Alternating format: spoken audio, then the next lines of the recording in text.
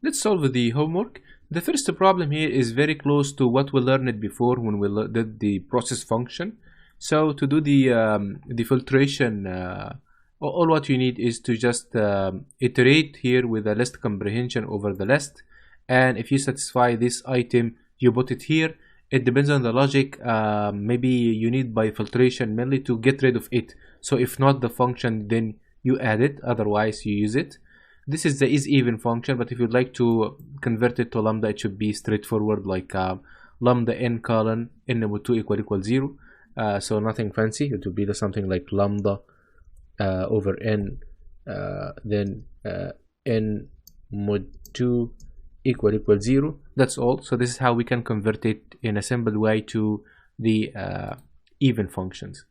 This is how it's returning the true value. If you'd like the filter to be an opposite definition, then you might use something like that. So this way you mean I'm going to filter what is even value, not the opposite.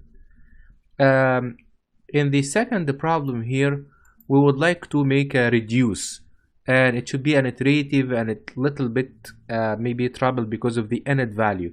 And also we have let's see how to implement that.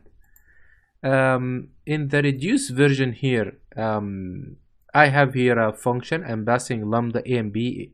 It is going to return a if a greater than b. So this is merely computing the maximum, as same as the max function, but this is our own max function. Now let's see what's going to happen here. The first thing is I'm going to handle the condition about the not iterable. We have here from the condition, if it's empty iterable, we have two cases: either there is an init value or no init value. So I'm going to start with that. If not iterable, which means it is empty. If init is none, then this is wrong. We have nothing to return at all.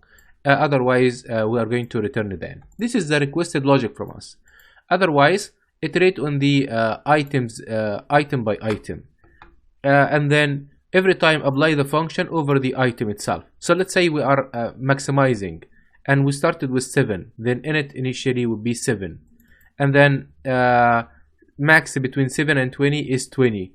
In the next iteration, max between 20 and 10 is still 20. So in an iterative way, we can keep applying the max. If you would like to add them in an iterative way, you keep applying add, and this is a simple handling for the init value.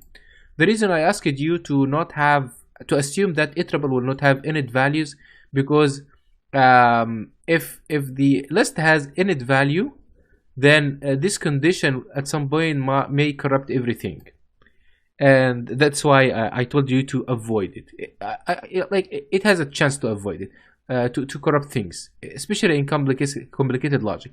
In other scenarios, we might have a different specific initial value to really differentiate something that you never sent versus something that you might send. This is mainly for B1 and B2.